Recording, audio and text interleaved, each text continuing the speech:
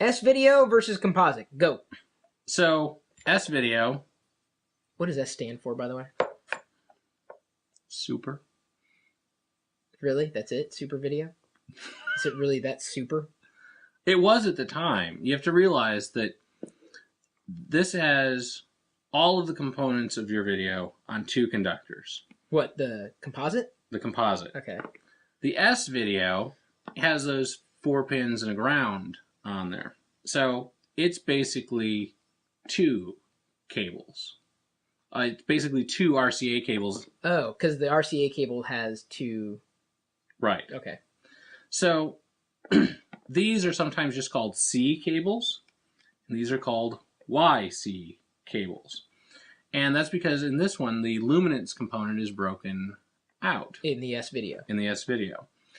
And by doing that, you eliminate a large portion of that dot crawl, because that would be indicative of a composite cable. Indicative of a composite cable. And that's because in order to get all of the signals onto the line, you map different voltages, and so there's a carrier signal.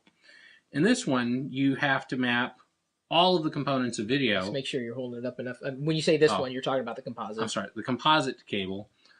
All of the components of the video have to be broken out, mapped onto that signal, and you only get one carrier signal because you've only got 2 conductors.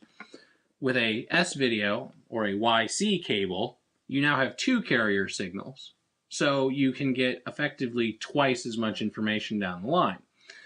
And even though they were both 480i technologies, in order to get there, you had to sample the colors at different resolutions. So there's a lot more red in a S-video cable than there is in a composite cable.